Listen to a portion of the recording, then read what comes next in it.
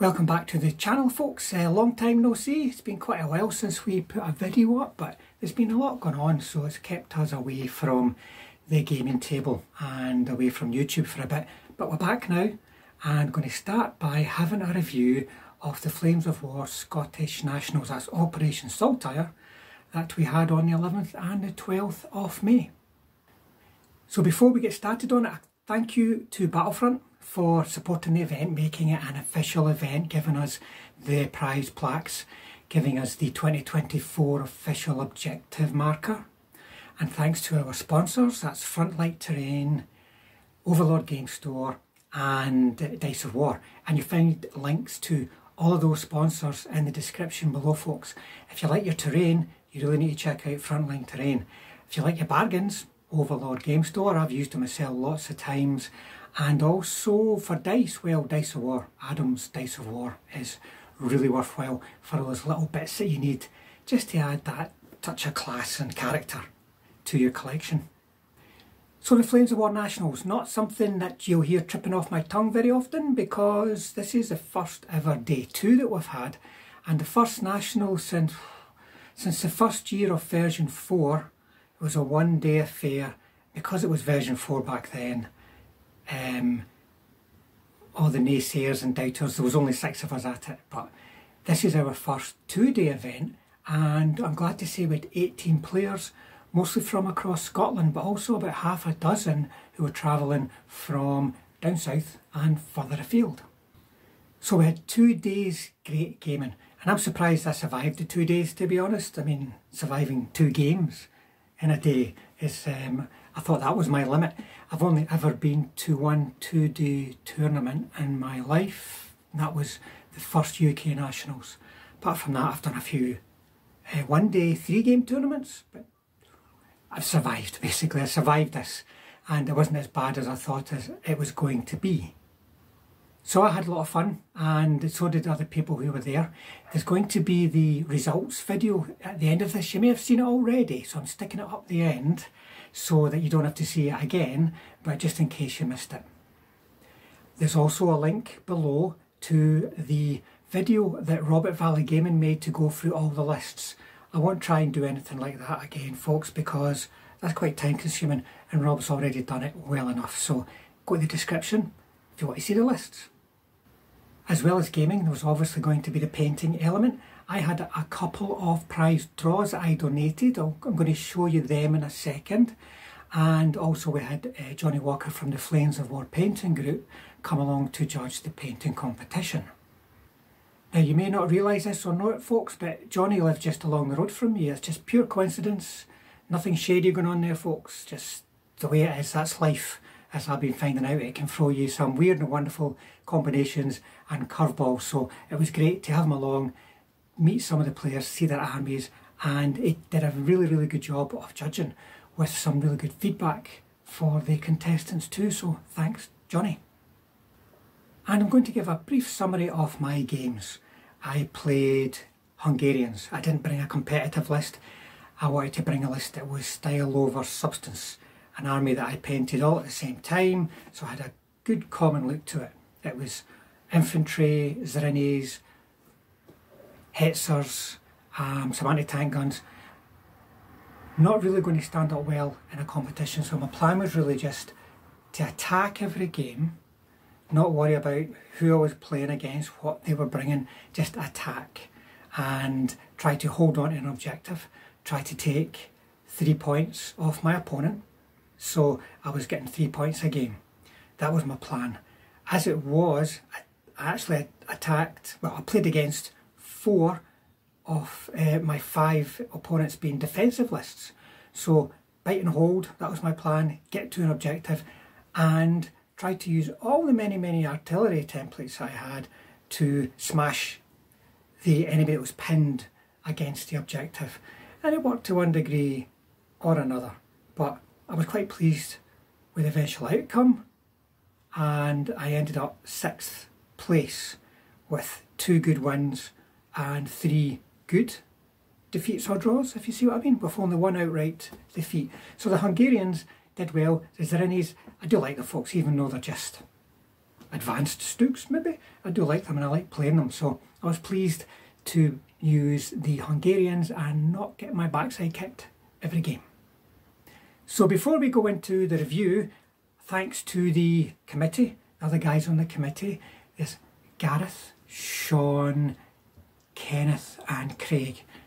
Thanks for all your help and hard work in putting this together. Thanks to Nightly Gaming for hosting it. And thanks to all you players who came along and took part. Hopefully we've started something that we can build and grow on, and we can build up from 18 and get it into the 20s. That would be great. So maybe some of you guys, after seeing this, would be interested in seeing what's happening with next year's event. Anyway, let's make a start and have a look at some of the painting first of all. As part of the prize pool, I wanted to offer a unique little piece, something that I as a painter could contribute, and that the only way you were going to get your hands on it is if you were at the event. So I came up with this bespoke turn counter themed for the event. All the players had their names put in for a draw, and one lucky player, Alex Armitage, won this piece.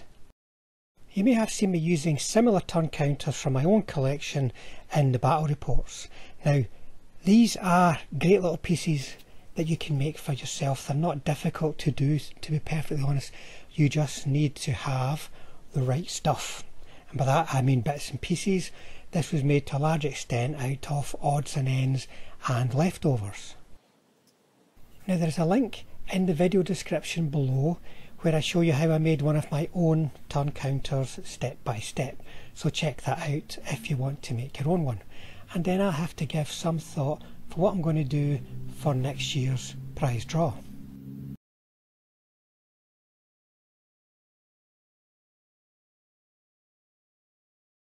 Now the Scottish Nationals was an official Flames of War tournament, so all of the players received the official 2024 objective marker. Now being a painter, a keen painter as you probably know, I decided I would paint one for myself and offer it as a prize at the tournament. Now here is how we decided we would work out who would win it, and as you'll see, it's only for the brave. So the Fog of War prize is based around this. These are the stance dice made by Dice of War.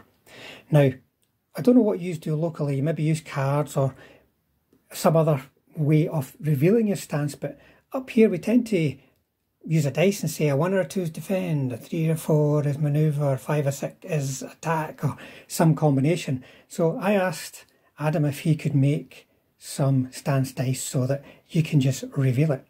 And when I showed them online, Harry from the Fog of War channel on YouTube said that the brave players will roll the dice, not reveal the dice. And I thought, that's quite funny. And you know what? That could be a good prize for the final round, where everybody knows if they're going to stand a chance of placing or not. And if they don't stand a chance of placing, well, give them an opportunity to put their names into a draw. Anyone in the final game who rolled the dice would go into the draw for the objective marker. And 5 players did it in the end, folks. So it was just a nice extra way of giving you a chance to win something at the event. The second day, lunchtime, was armies on parade. So here are some pictures just taken on my phone camera. So maybe not the best, but some pictures of the armies that were submitted for the painting competition. And as you can see from the pictures, I hope, it was a very good competition, very tough, with a very high standard.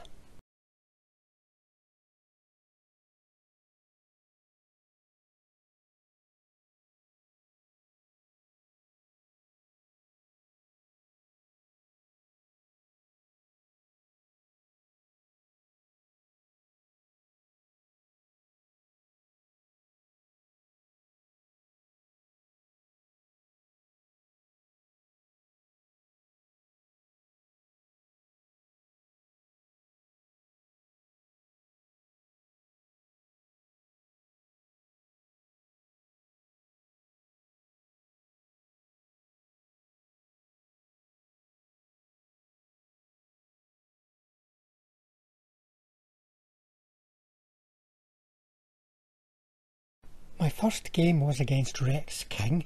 Rex was using a British Recce squadron backed up by Achilles and Crocodile's a nasty combination, especially against myself, and 16 US aggressive Chaffies.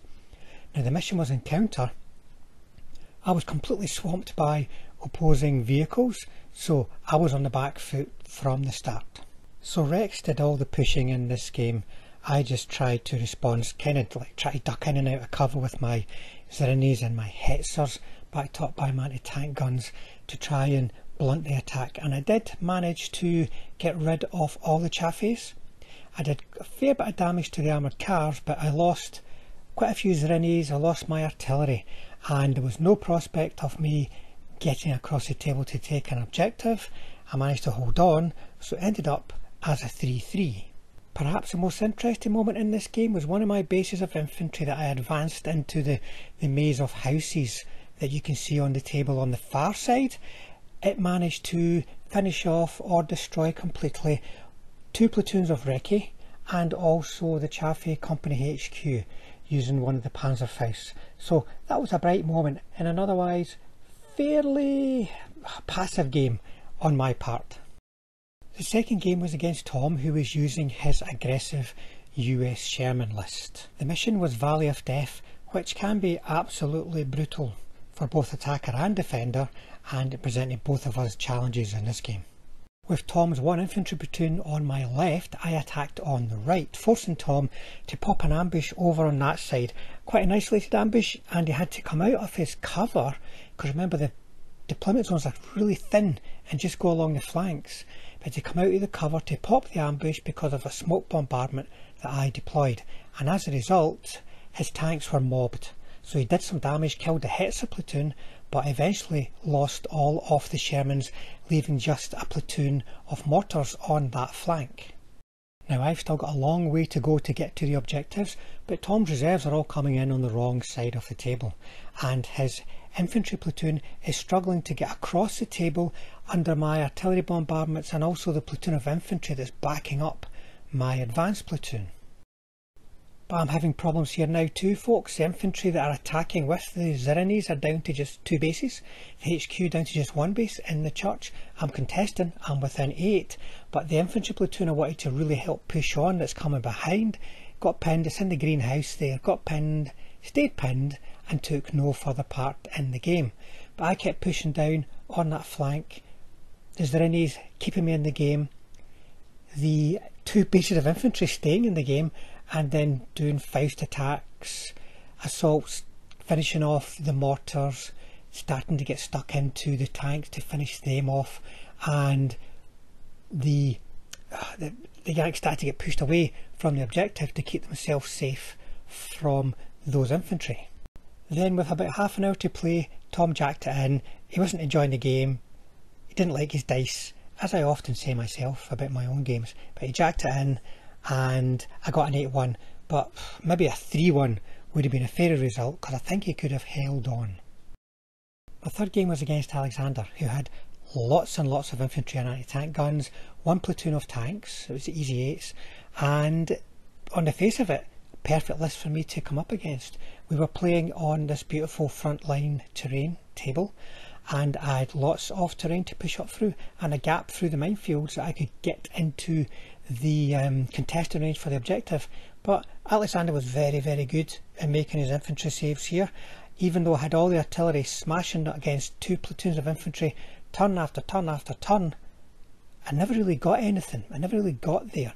And trying to kill his anti-tank guns, he had an ambushing platoon of 3 inches. It took me forever. Pack 40s firing at them consistently, the Hetzers firing at them turn after turn after turn, and it just took forever to go. So in the end, I managed to get myself within 8 inches of the objective on the left hand side of the table here, and I was able to hold.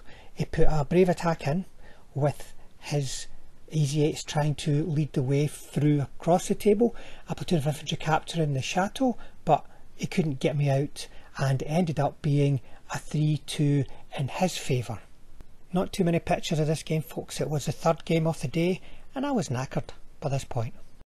Right folks, game 4 is against Brian. Say hello Brian. Hello there, how are you doing again? Brian, you've made the mistake of getting a win in your first game. Bad mistake, rookie mistake, won the first game, so destroyed the second. There we go. Let's hope the fourth game's better. Well, I'll go through Brian's list. We won't do it here because we're having a tournament, but you can see Brian's defending over here. It's killing ground. I'm coming from over here with my Hungarians. It won't take an expert to guess that I'm going that way. And you can see the massive amount of pre-ranged in markers this army can put out to bully objectives. So Brian's had to deploy behind with the idea of moving onto the objective, but his reserves can come on, remember, just about anyway. So Brian is defending and it's killing ground, which has got challenges once again for both players because the defender can be split wide apart. The objectives can be really quite far apart along the long table edge, but they can be ambushing from the front and from the sides, and the scattered reserves could work against the defender, but they could also work for the defender in that the reserves can arrive right onto one of those objectives at the critical moment. Now I'm continuing to rely on my infantry to win the game for me, or at least keep me in the game. The problem with this table was there was no terrain. There was little islands of terrain, a wood, some buildings, a field perhaps, but I had to advance across the open, and I used the smoke as much as I could, but there was a limit to how much protection that was going to give me. So I was going to be taking casualties before I even got in on the objective, and I was going for the one on the left hand side. So when my infantry got there, they really needed to take the objective at a rush. There was going to be very little time to prepare. I couldn't just sit there, and in the end it typically went the same way as my assaults always seem to go. I bounced off the house straight away. That was full of infantry, which is fair enough, but then on the left there you can see the remains of the 6-pounders. I charged in, killed 3, 1 left it, counter-attacked, didn't kill me. I then ran away, otherwise I would have captured that plus the 17-pounder and eventually did get them, but they could have perhaps, if they'd have gone in that turn, allowed me to get in and around that house, which was now getting really whittled down by my artillery. There were not many infantry left alive in it, but before that was able to happen, because I kept running away, along come the Crocs. They arrived right where Brian needed them, and it was toasty time. That was the end of my poor little Hungarian infantry, and it ended up as a 6-3 win for Brian, because I did kill at least quite a few of his platoons. The 5th and final game was against Gareth, and he was using a SS formation, but it was a veteran, confident, careful, fearless veteran version of the SS. So they ate up a lot of points. It was not a big formation at all. There was a couple of Hornices as backup, but basically a platoon of Panzer IVs and 2 short platoons of infantry with some flamethrower half-tracks, a couple of mortars, not much at all. You see, I've lined up here with the idea being to advance my infantry up to the rail cars, because we were saying that you couldn't shoot through the rail cars. You could shoot between them but not through them, and that was going to be the terrain I was going to advance up to, and then beyond, as you can see here, to get within biting distance of the objective. And that's where I parked myself down, with the idea being I would wear down the defence or draw in the defence. There were no minefields to contend with, as Gareth was using them to cover the far away objective, so the platoon that was near to that far away objective could, if necessary, advance to the front objective, and that's the way it panned out. Now Gareth held on well to that objective. My artillery was getting nowhere. I wasn't hitting anything, I wasn't even ranging in. My Zerinis were having no luck against the Panzer IVs, and the Panzer IVs were doing a fair wee bit of damage back to my Zerinis. So I was kind of stuck there. I managed to get rid of the flame half-tracks, but I was kind of stuck there, and Gareth aggressively assaulted me with his tanks. It started to go well, until at one point the Zerini fire managed to get all of the tanks bailed out, 1 destroyed and the rest bailed out, and there was a little bit of an individual mad base going in for an assault to get rid of the Panzer IVs, took the pressure off me, but I was still nowhere near winning the game. So in the end I switched over to the other side and did an assault with my Hetzers through the minefield into the 2 bases of infantry there. There wasn't time to go around. There was a couple of armoured cars, but I managed to deal with them with anti-tank gunfire with the Pak 40s. So I won that game as an 8-1 by charging Hetzers through a minefield, which is usually a bad tactic. So for the first time in the event, numbers were on my side. I actually had the biggest force, and I can probably say with honesty that that is what won me the game, rather than anything that I did during the game myself. Thank you very much for joining us for basically our first tournament in a very, very long time as a nationals, as Scotland. I think the last one was Frank, what, 6-7 years ago? Yeah, so we've been trying to get this back up and running for a very long time, so thank you very much for being a part of that. Thank you very much to Frontline for bringing the terrain. That was a very nice table. Well done. And yeah, thank you for all those who actually made the effort to actually come across it, made significant distances, shall we say. So London and Switzerland, well done you. Enjoy your checks on the way back. So I'll hand over to you. Yeah, sure. So I think we'll start with, I think it's the fun stuff to start with. Yeah, fog of war. Yep. So we had five people roll for that. And Bravest of the brave. Right, it's going to Shirley. Yay! Bobby box to put it in. So Oh, thank you very much. Oh, thank you.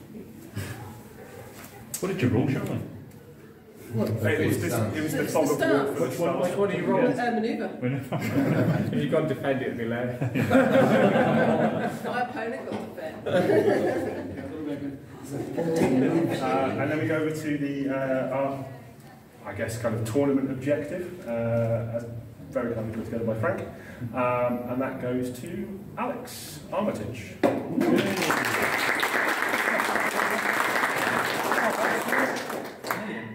Awesome. Thank you. So you can kind of see if you go past turn 4 and any against. Whoop, there you go. That was great. Well done. And then we'll kind of work our way up. So I think we'll start with our best painted. Yeah. Right, you got those sheets? Yep.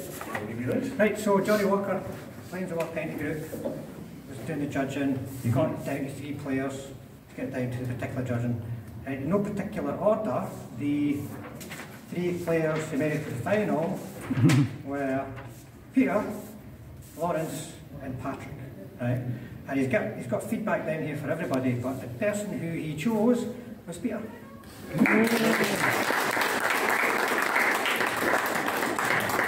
Prize is from Overlord Games, one of our sponsors, so it's a nice.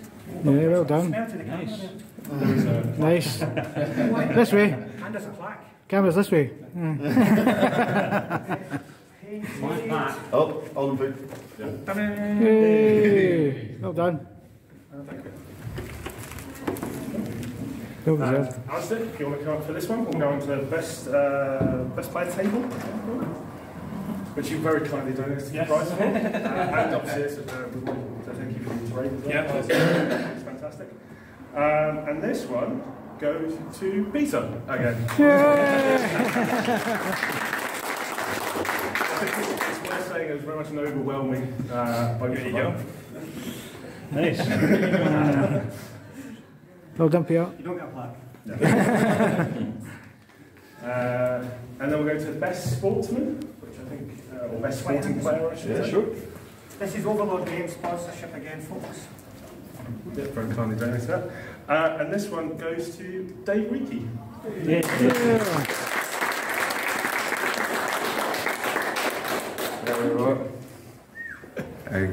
Well done. And I think it's worth saying what's nice to see is the fact there's a really wide spread of votes for that. So I think it goes to show everything was played in a really good kind of mindset, which is lovely to see, really. But we'll get on to the really competitive stuff now, the points and the numbers. So we'll work our way up. So in 3rd place, by virtue of splitting votes tie, we have Mark Goddard.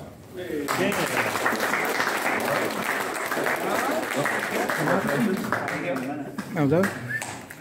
Yeah, so we'll choose the prize in a second. We then go over to 2nd place, who again ties, but best sporting, goes to Lucas. Yay!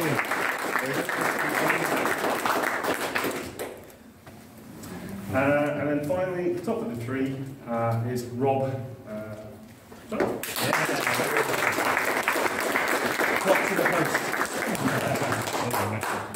Nice one. So Rob, as first place, if you want to take a pick from our prize pool. The utility paint set looks good. It does. Okay. Next one. And then Lucas, if you want That's right. Germans and Russians. yeah. What a steal. What a to. steal. And Mark, if you want to take a pick of something that's left. You need Nice as possible way. There we go. Yep. There we go. Cool. Yeah. Thank you very much. Join the young takers. So that's everything done, ordered. Thank you very much for coming. As we said, people have travelled. So you guys can help and Rob coming over. So thank you very much. Hope you enjoyed it. We certainly did. I know as a kind of observer, had a lot of fun seeing a lot of interesting games going on. We'll send out details around obviously the stats and things. So I think some interesting stuff around like those new missions. But yeah, again, thank you very much for coming. Thank you. Thank you. Thank you. And you can all go in. Can I just give a plug? So last weekend in September at Daventry at Battlefield Hobbies is UK Nationals, which I think is 105 points late war. There's 36 places. I think we're about halfway sold at the minute, so grab your tickets. Yep.